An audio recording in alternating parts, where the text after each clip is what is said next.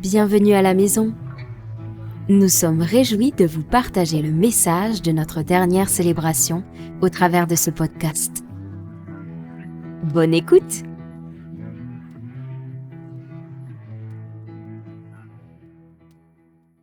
C'est tout bon? Parfait. C'est tout.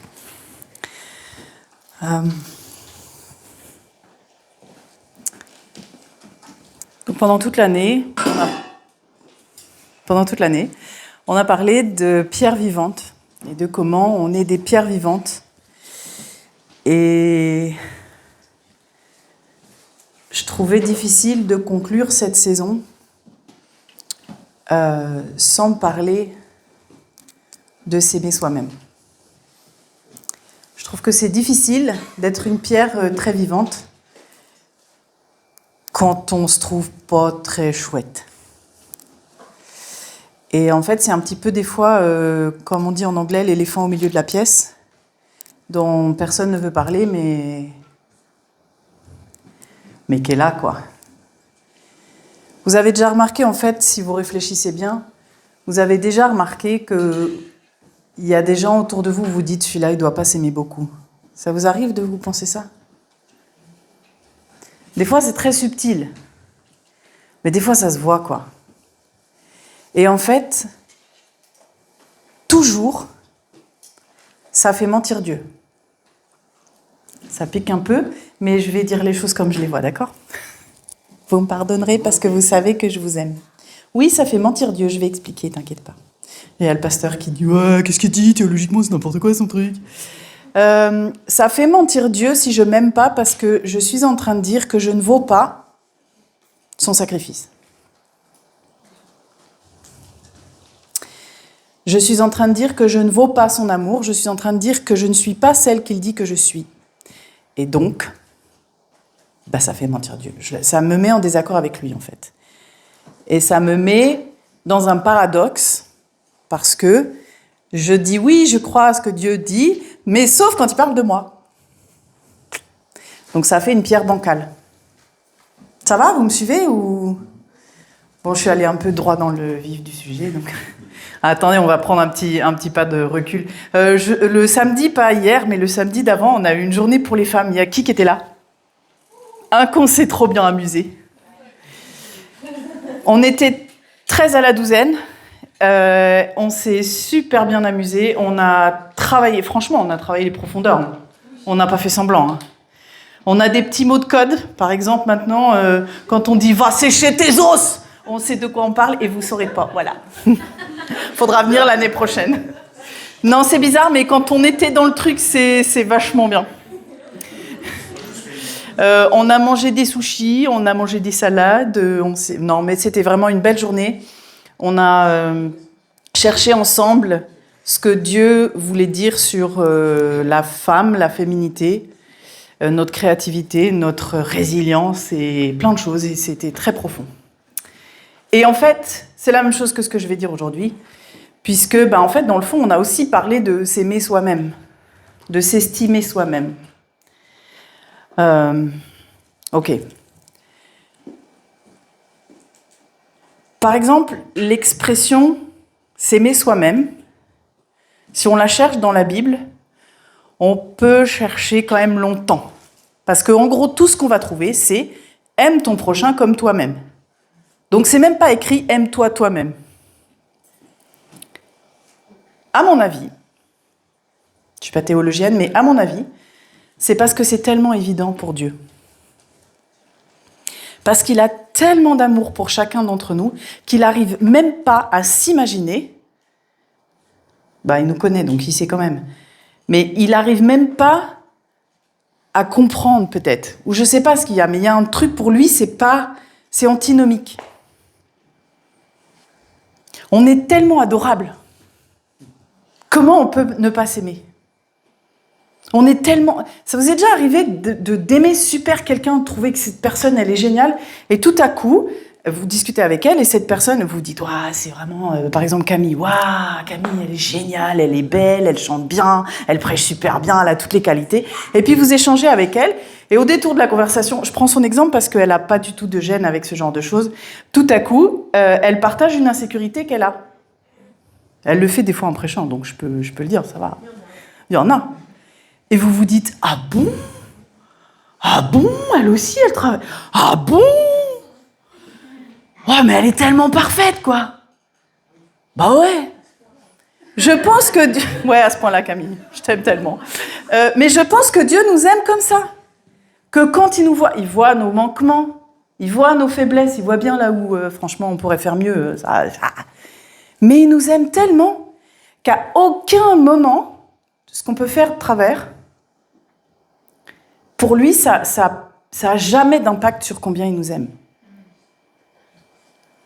Et pour nous, oh là là, mais qu'est-ce qu'on s'abîme. Qu'est-ce qu'on est fort pour ça. On a juste fait un petit pas de côté, un petit truc pas trop bien, et on en a pour 3 semaines à se dire « Mais franchement, t'es nul, hein, t'as vu comment tu lui as parlé, hein, franchement, t'aurais pu faire mieux. Hein. Et puis en plus, maintenant, tu vois, il a raison de dire que t'es bête, parce que franchement, c'était nul ce que t'as fait. » Non, il n'y a que moi qui fais ça, bien sûr. Personne d'autre.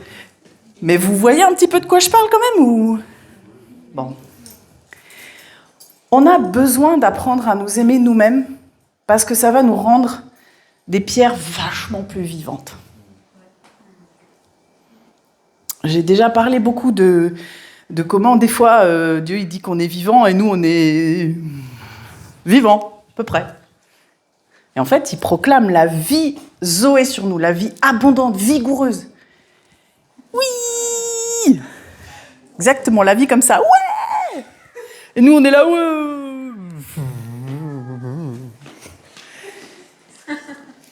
Mais pareil avec l'amour qu'on a pour nous-mêmes et l'amour que Dieu a pour nous, c'est pas la même chose.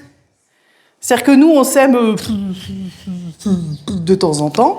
Lui, il nous aime tout le temps à fond, en fait. C'est un sujet de conversation que j'ai beaucoup avec ma fille. Parce que ma fille, elle est parfaite, ma fille. Bon, elle est pénible des fois, mais elle est parfaite. Bon, elle a des défauts aussi, mais je les vois pas. Enfin, si, je les vois. Je l'aide à grandir. Mais je m'en fiche. Parce que je l'aimerai toujours. Ça change rien. Elle est ma fille. C'est exactement la même chose que Dieu dit de nous, en fait. Mais je sais bien que t'es pas parfait. Mais ça change rien. Je t'aime tout plein, puis c'est tout. Bon, il y a quand même des choses que la Bible dit au sujet de s'aimer soi-même. Évidemment, il a fermé l'appli parce que mon téléphone, il a sa propre vie. Il fait...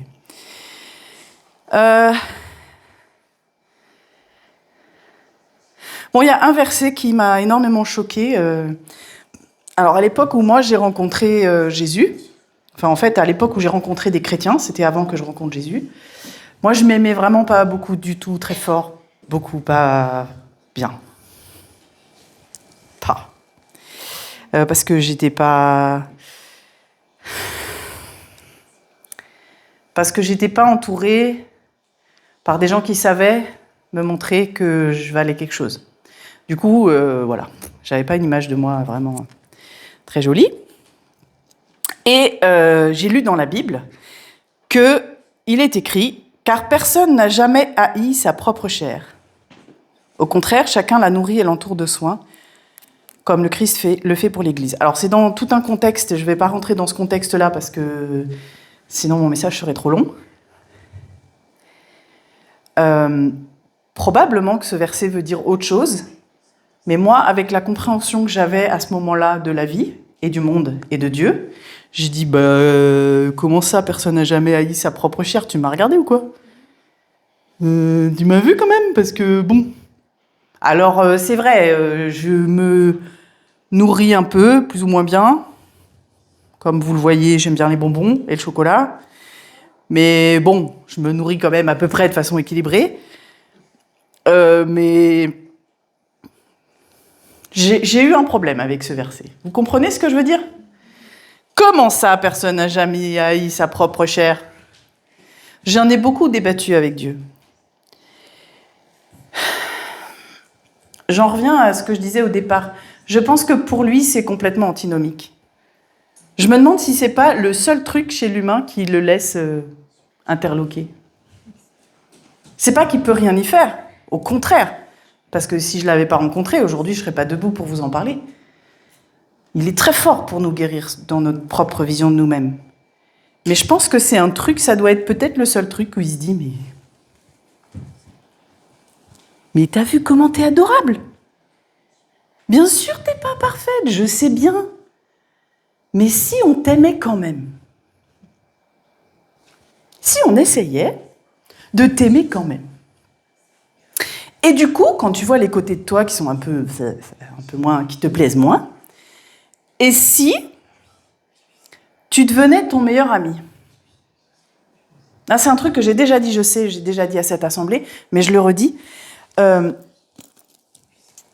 Bien sûr, il n'y a qu'à moi que ça arrive de me regarder dans le miroir et dire « Mais franchement, en plus, t'es moche, en plus... » Ça arrive qu'à moi, bien sûr. Bon, quand ça m'arrive, ce genre de truc, eh ben, je sais que si mon meilleur ami, qui se trouve être mon mari, s'il m'entendait, ou s'il entendait l'un d'entre vous parler de moi comme ça, je pense qu'il vous ravalerait la façade.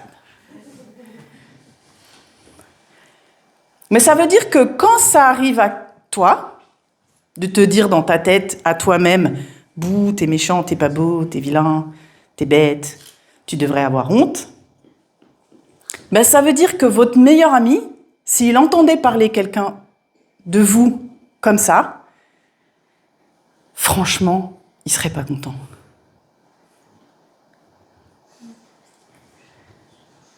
Parce que si vous entendez quelqu'un parler de votre meilleur ami en disant « Ouais, mais franchement, il devrait avoir honte, en plus il est moche, t'as vu comment il s'habille Non mais vous direz « Ça va pas la tête? Comment tu parles de mon ami ?»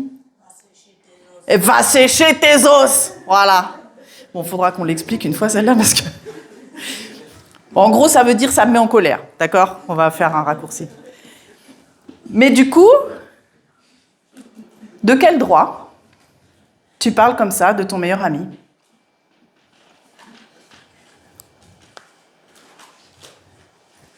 De quel droit tu acceptes de toi-même des paroles sur toi-même qui sont juste méchantes? C'est pas OK. Parce que ça te fait du mal.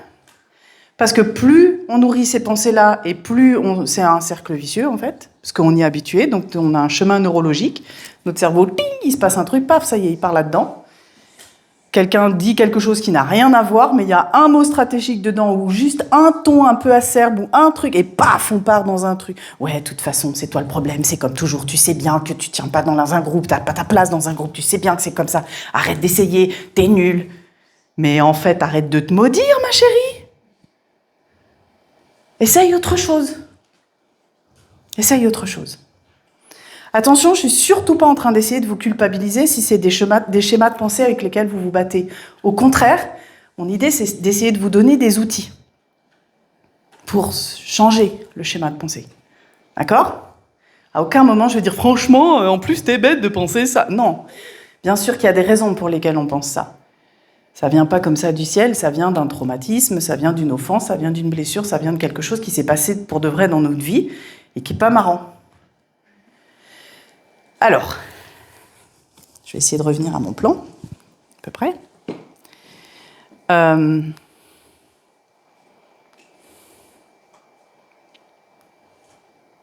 Ok. Dieu nous aime sans aucune condition, sans aucune interruption, sans aucune limite et sans aucune honte. Il n'a jamais honte de nous. Même quand on fait un truc stupide, ça m'arrive souvent, et en fait, ça ne le dérange pas. Une chose qui nous aide à aller mieux et à avancer mieux et à être une pierre plus vivante dans l'édifice, c'est d'apprendre à changer notre façon de penser sur nous-mêmes. Donc, quand on commence à voir qu'on part dans un schéma de pensée qui ne va pas, peut-être juste prendre un pas de recul et dire « Ok, stop. En fait, tu es aimable. Et je choisis de t'aimer maintenant. Qu'est-ce qui se passe ? Qu'est-ce qui se passe ? Pourquoi tu es en colère contre toi ? Pourquoi tu t'énerves dans cette situation ? Pourquoi tu te dis que t'es moche alors qu'en fait, il y a plein de gens tous les jours qui te disent que t'es belle ? Il y a peut-être pas plein de gens, mais si personne vous dit que vous êtes belle, venez me voir parce que vous êtes toutes magnifiques. Et je vais vous le dire. Sincèrement. En vrai, juste prenons la peine de nous comprendre avant de nous juger. En plus, quand on apprend à le faire avec soi, après, c'est plus facile de le faire avec les autres. Quand il y a un truc qui nous énerve, ça va être plus facile au lieu de dire « Mais il est bête celui-là, il m'énerve celui-là, gna gna gna ». Ça va être plus facile de dire « Oh, qu'est-ce qui s'est passé ? Pourquoi tu as réagi comme ça ? Pourquoi il y a eu un conflit à ce moment-là ? J'ai pas compris. » Et en fait, ça aide à désamorcer des conflits. Apprenons aussi à le faire pour nous-mêmes.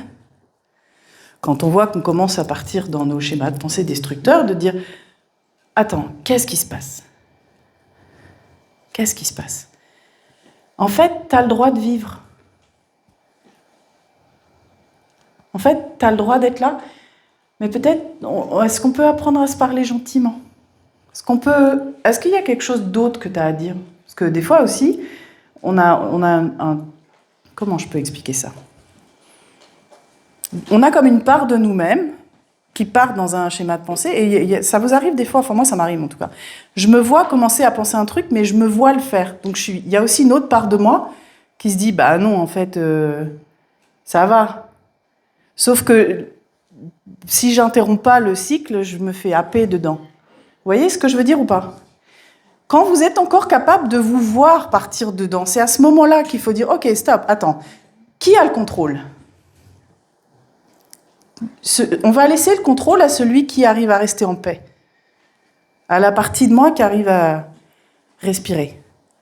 Et on va dire à l'autre partie, celle qui commence à dire « Ok, t'as le droit de vivre, tout va bien, mais explique-moi ce qui se passe en vrai. »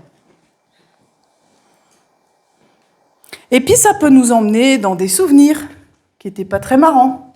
Ça peut nous emmener dans des fois des souvenirs qui sont en fait anodins. On se dit « Ah, mais c'est depuis ça que je pense ça !» Mais je vaux mieux que ça, pas grave.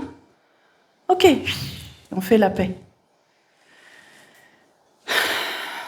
Je ne sais pas comment communiquer l'importance de faire la paix avec soi-même, avec tout ce qui fait nous.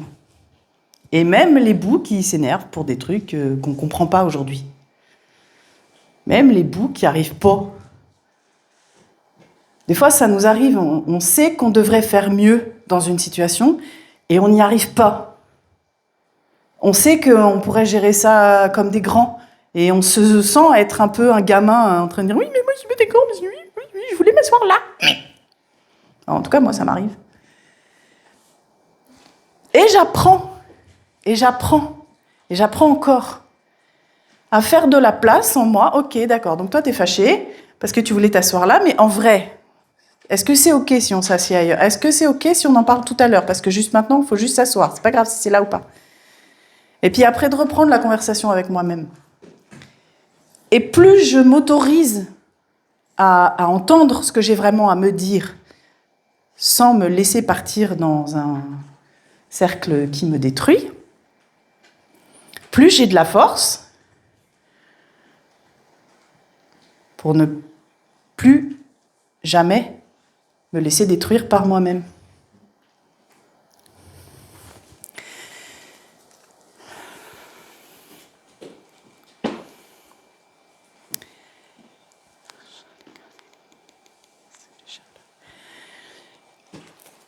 Dans une relation avec un ami, je parlais tout à l'heure à quelqu'un ici de ma relation avec, et de la façon dont notre amitié s'est construite.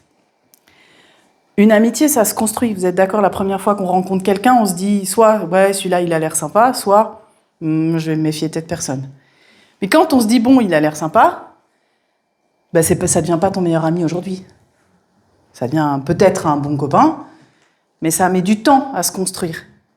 D'accord ? Jusqu'à ce que vous puissiez dire « celui-là, c'est vraiment mon ami », il s'est passé du temps. Oui ?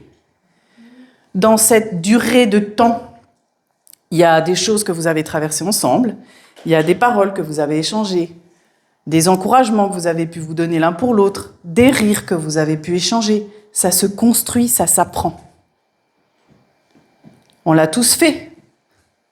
Oui, on a tous des amis avec lesquels on a construit au fil du temps. S'il te plaît, deviens ton ami. S'il te plaît, deviens ton ami. Construis avec toi-même. Donne-toi le droit d'avoir des choses à te dire à toi-même. Donne-toi le droit d'avoir des coincés au fond de toi et de les écouter. Parce que la fois d'après, il est un petit peu moins peut-être il va faire puis tu vas dire, ouais, je me souviens de ça. Tu te souviens, on en a parlé. En fait, ça va, regarde. Et au fur et à mesure, on va de mieux en mieux. Ça va? C'est tellement pas très conventionnel comme message. Quelque chose que j'avais vraiment, vraiment à cœur, c'est qu'on ne peut pas continuer à dépendre les uns des autres pour savoir s'aimer. On aura toujours, et c'est une bonne chose, besoin les uns des autres pour rester encouragés, mais on ne peut pas dépendre les uns des autres complètement. Pourquoi ? Parce qu'on n'est pas parfait, en fait. Donc, si vous dépendez que de moi pour vous dire « ça va, t'es belle », le jour où je vous le dis pas parce que je suis pas bien lunée et que j'ai mes enfants à m'occuper et que j'ai autre chose en tête et que ce jour-là, je dis rien, ça va peut-être vous affecter un peu trop. Vous voyez ce que je veux dire ou pas ? Si vous avez trop besoin de mon petit commentaire spontané quand vous arrivez « Ah, j'aime trop ta tenue » et puis cette fois-là, je l'ai pas dit, alors que vous avez fait un effort exprès, c'est trop nul si ça dépend de moi. Bon, les filles, on fait un pacte. À chaque fois qu'on voit une fille, on lui dit qu'elle est belle, d'accord ? Mais c'est d'aller au-delà, en fait, ce à quoi je vous appelle maintenant. C'est de savoir déjà vous-même que vous êtes magnifique. Et que oui, l'effort que tu as fait pour assembler ta tenue, il paye, forcément. Tu as la classe. Forcément. Mais on a besoin... C'est bien, encouragez-vous les uns les autres. Mais on a besoin de s'encourager toujours, c'est évident. Mais on a besoin aussi de savoir marcher sur nos deux pieds pour être une pierre vivante. Parce que sinon, on est un petit galet, là, et on ne sait pas trop... On n'est pas bien stable, en fait. Pour faire un édifice, c'est un peu compliqué. Et plus on apprend à se réconcilier avec nous-mêmes, plus c'est facile pour Dieu de nous utiliser. C'est vraiment à ça que je vous appelle. Une autre chose que je voulais dire, c'est...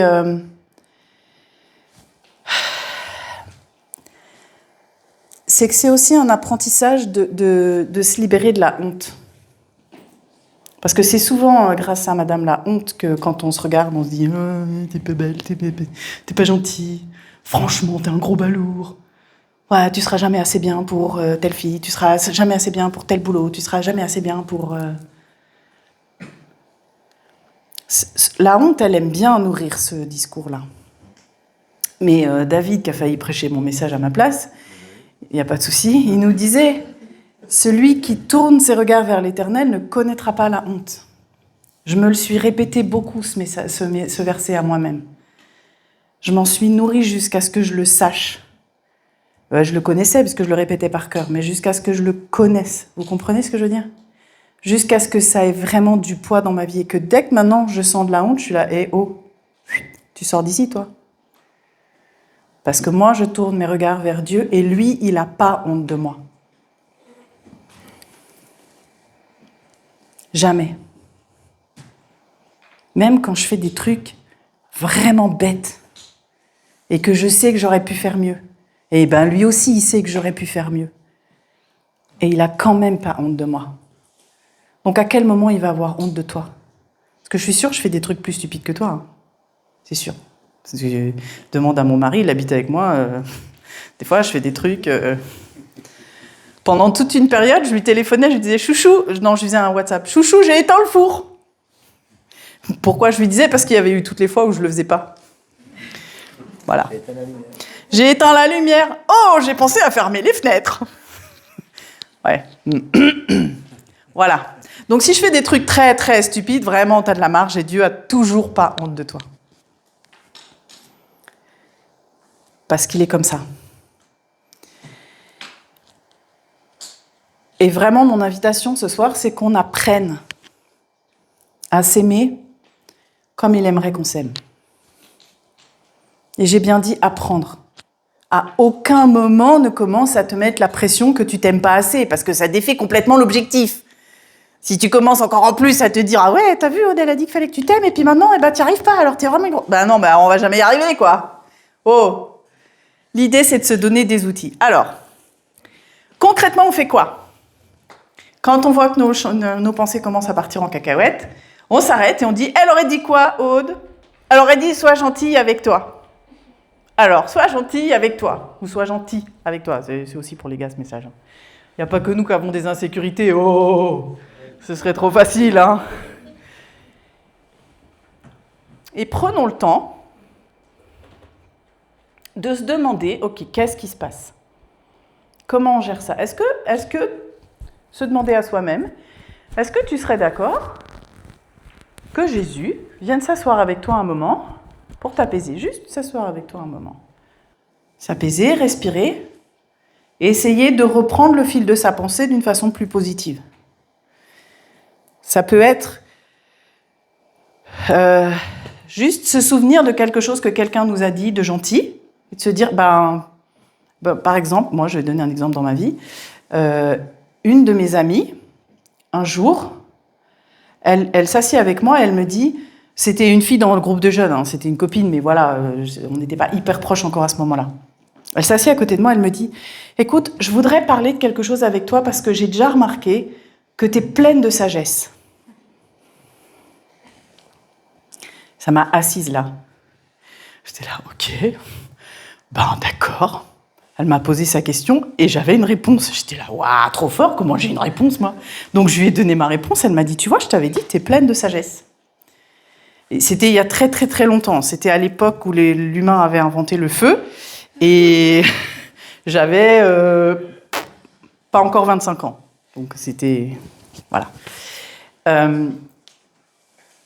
Mais il y a eu des fois, plus tard, où je me suis sentie stupide et je me suis dit, tu te souviens de ce qu'Estelle, elle avait dit ? Et tu te souviens que juste après, tu lui as démontré que c'était vrai ? Respire. En fait, tu es capable d'être pleine de sagesse. Et peut-être des fois, tu es capable de pas être pleine de sagesse du tout, mais ça va. C'est OK. On a le droit de pas être parfait. En fait, si on est parfait, Dieu, il peut tellement plus rien faire avec nous qu'il nous reprend avec lui. C'est arrivé à Enoch dans la Bible. Donc finalement, c'est normal qu'on soit pas parfait. Soyons gentils avec nous-mêmes. Parce que sinon, on n'est même pas cohérent.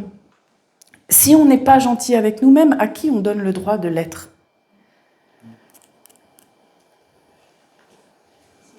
C'est compliqué, en fait, de recevoir pour de vrai des compliments, si on n'y croit pas du tout. C'est vraiment quelque chose qu'on doit travailler. Pourquoi ? Parce que l'Église de Dieu, elle est appelée à être une bénédiction, une source d'amour intarissable, un lieu où on arrive direct, on se sent aimé, on se sait aimer. Mais pour aimer, comme toi-même, faut aimer toi-même. Et plus on s'aime nous-mêmes, plus c'est facile d'aimer les autres. Quand c'est pour de vrai. Et ça fait une différence de fou. Vraiment. Concrètement, prenons le temps de discuter avec nous-mêmes et de dire « Ok, là t'es fâché. Est-ce que c'est vraiment si grave que ça ? Respire. » Tu t'es senti remis en question, tu t'es senti « Ok, qu'est-ce qui se passe ? Pourquoi ça fait réagir comme ça ? Pourquoi c'est si fort ? T'as le droit. T'as le droit de réagir. T'as pas le droit de faire n'importe quoi avec ta réaction, mais t'as le droit de réagir. » Et plus on se donne le droit de s'écouter, d'abord plus c'est facile à faire, et plus c'est facile pour Jésus de venir guérir des vraies choses. C'est quand même à ça qu'il nous appelle au final. Et en plus, c'est dans les valeurs de la maison. Aimer, accepter, réconcilier. Je voulais parler de pas de honte aussi parce que, alors ça c'est probablement très spécifique à moi, hein, bien sûr, mais on m'a appris qu'il y a des choses qui franchement méritent pas, enfin c'est pas bien en fait, quoi. Par exemple, aimer les paillettes, c'est pour les petites filles, quoi. Bon, et ben moi, si j'ai envie d'aimer les paillettes, qu'est-ce qu'on s'en fout que je vais avoir bientôt 50 ans, j'ai le droit d'aimer les paillettes. Et que même que j'avais des chaussures à paillettes qui faisaient de la lumière et que j'avais 45 ans, et ça va. Voilà. Si mon mari me les avait offerts. Parce qu'il m'aime pour de vrai. Et que lui, ça le dérange pas que j'aime les paillettes et les chaussures qui font de la lumière, même si je suis une grande. Donc si lui, ça le dérange, pourquoi moi, ça me dérange? Mais il n'y a qu'à moi que ça arrive, ce genre de truc, bien sûr. Il n'y a que moi qui me dit non, mais ça, j'ai pas le droit. Et pourtant, je sais que je suis pas la seule à me battre avec ce genre de truc. Aimer les paillettes, bloquer sur le poisson, danser en chaussettes. On a tous des trucs un peu bizarres dans notre vie. Ouais, danser en chaussettes, c'est bizarre, non? Non, il n'y a que moi qui trouve que c'est bizarre. D'accord. Mais en fait, prêcher pieds nus.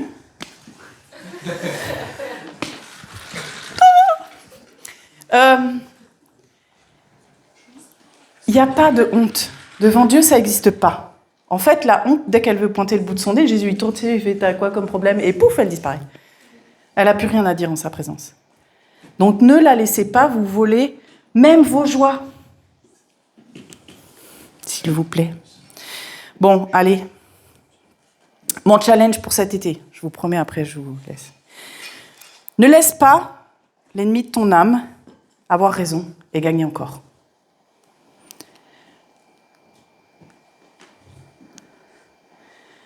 Écoute les évidences de Dieu. Et la plus grande évidence de Dieu, c'est « je t'aime ». Je t'aime. T'es parfait comme t'es. Je t'aime trop pour te laisser comme t'es, mais je t'aime beaucoup trop pour que tu t'abîmes parce que t'es comme t'es.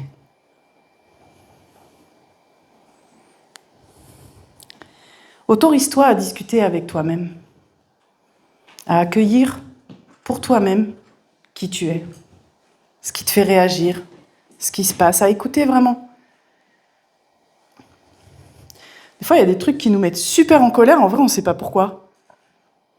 Donc au lieu de se dire « t'as pas le droit d'être en colère », juste prends le temps. Ok, qu'est-ce qui t'est arrivé? Pourquoi? Qu'est-ce qui s'est passé là? C'était quoi l'enjeu? Ah, tu t'es pas senti respecté. Ok, pourquoi? Ah, ok, et ça fait plus d'espace. Et la fois d'après que vous êtes dans la même situation, comme je disais tout à l'heure, au lieu d'être... ça fait un peu plus... C'est toujours pas cool, mais c'est mieux. Bon.